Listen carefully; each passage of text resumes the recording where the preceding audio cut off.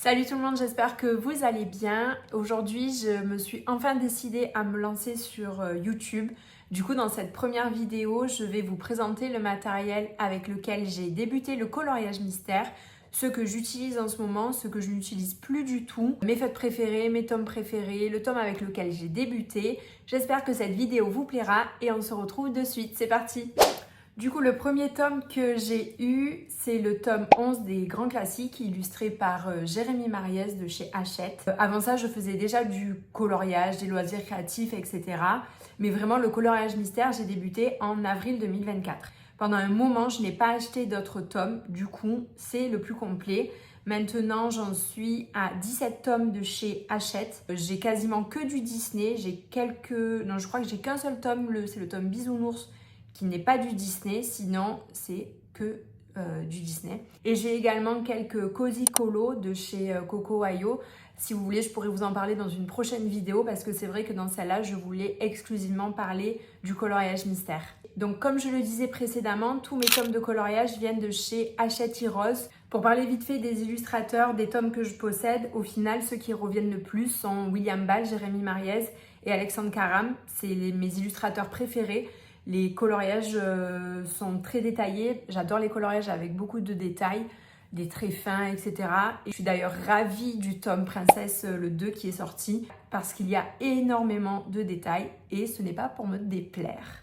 Donc maintenant, je vais vous parler des feutres avec lesquels j'ai commencé et que j'avais avant même de débuter le coloriage mystère. Donc, les premiers feutres que j'avais sont les Staedtler, la boîte de 72.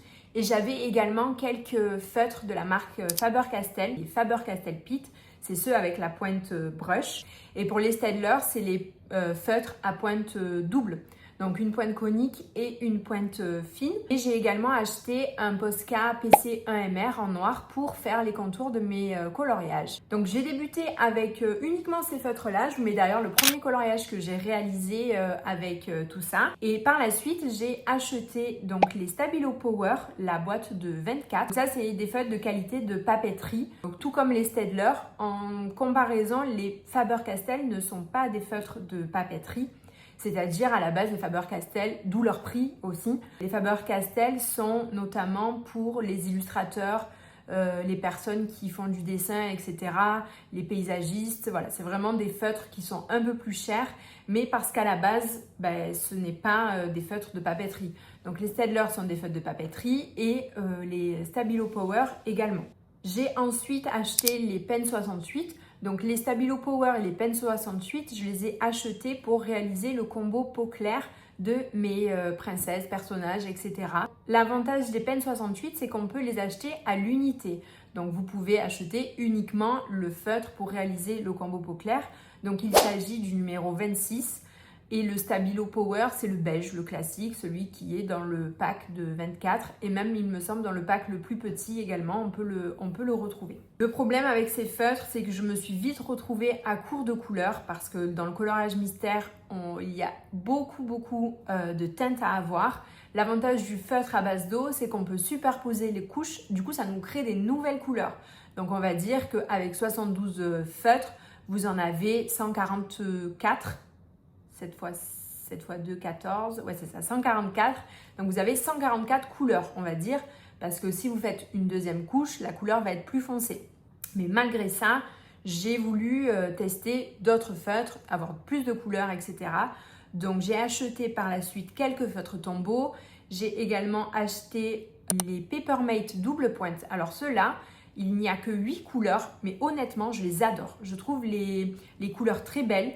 Je ne retrouve pas forcément ces couleurs-là ailleurs et c'est vrai que leur qualité est très bien. Alors voilà, c'est toujours des feutres de qualité papeterie, mais ça ne veut pas dire qu'ils ne sont pas bien. Les Staedtler sont très bien, les Stabilo Power, honnêtement, le rapport qualité-prix est excellent et moi, ils font partie des feutres que j'utilise très souvent pour faire mes coloriages mystères. Et donc par la suite, j'ai acheté les Fibra Color. Donc on va dire que c'est les feutres les plus connus dans le monde du coloriage mystère. Je pense que ce sont les plus utilisés. L'avantage des Fibra Color, c'est qu'ils sont numérotés. Il y a un petit numéro sur le corps du feutre, ce qui permet pour réaliser vos nuanciers et vos codes couleurs d'avoir la référence du feutre. chose qu'ils ne sont pas sur les Staedtler. Du coup, quand vous achetez vos feutres Staedtler, personnellement, moi, ce que j'ai fait, c'est que je les ai numérotés avec une petite étiquette que j'ai collée, scotchée, voilà, de 1 à 72, ce qui me permet de retrouver mes feutres pour faire mes coloriages mystères. Et du coup, ce n'est pas à faire pour les Fibracolor. Les Pen 68 et les Faber-Castell sont également numérotés, donc pas besoin de les numéroter. Malheureusement, les Stabilo Power et les Papermate double point ne le sont pas. Bon, après, il n'y a pas énormément de couleurs, donc moi, je ne les ai même pas numérotés. Mais je sais que certaines personnes préfèrent les numéroter, au moins on est tranquille. Voilà, donc les feutres à base d'eau, ce sont clairement mes feutres préférés. La majorité de mes coloriages, je les réalise exclusivement avec des feutres à base d'eau. Je trouve le rendu beaucoup plus beau, plus lumineux. On peut superposer les couches pour créer justement de nouvelles couleurs, comme je le disais. Voilà, moi les feutres à base d'eau, ce sont mes préférés. J'adore le rendu. Je vais maintenant vous parler des marqueurs acryliques que je possède. Donc les marqueurs acryliques, je les utilise uniquement pour faire les contours de mes coloriages ou quand il y a des grandes surfaces et que je veux limiter les traces, je vais utiliser des marqueurs acryliques. Donc au final, je ne réalise jamais des coloriages entièrement avec à l'acrylique.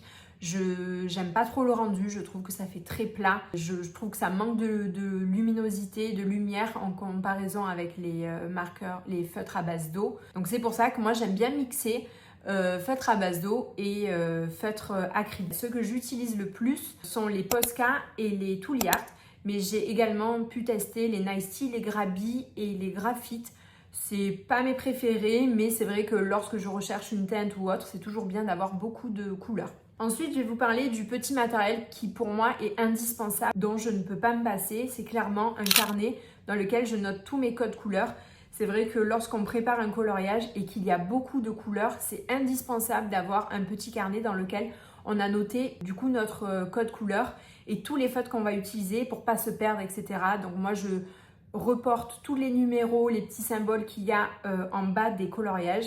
Et à côté, je note tous les feutres que je vais utiliser pour réaliser mon coloriage. Ça permet d'être bien organisé et c'est vrai que quand on fait du coloriage mystère, c'est vraiment la clé pour avoir un beau coloriage à la fin. Et du coup, ce qui va avec et qui pour moi pareil est indispensable, c'est les nuanciers. Je les fais sur des fiches Bristol que je range ensuite dans un petit classeur, un petit porte-vue. Pareil, les nuanciers, c'est vraiment un indispensable si vous voulez avoir un beau rendu, un beau résultat. Donc pour récapituler, moi les feutres que je préfère sont les feutres à base d'eau. Clairement mes feutres préférés ce sont les Fibracolor. Je les utilise pour tous mes coloriages et j'aime bien venir compléter donc avec les Faber-Castell Pitt, les Pen 68, Stabilo Power et les Papermate double point. Voilà, ça c'est vraiment mon matériel indispensable. Et après, donc quelques marqueurs acryliques avec lesquels je vais venir faire mes grands aplats de couleurs ou si jamais il y a des couleurs que je n'ai pas. J'espère que cette vidéo vous aura plu. N'hésitez pas à me dire en commentaire, vous, le matériel que vous utilisez, vos feutres préférés, si c'est plutôt marqueur à acrylique ou feutre à base d'eau. Donc moi, vous l'aurez compris, c'est clairement les feutres à base d'eau et surtout les Fibracolor. Donc dites-moi en commentaire, vous, ce que vous préférez. Et on se dit à bientôt pour une prochaine vidéo. Bisous!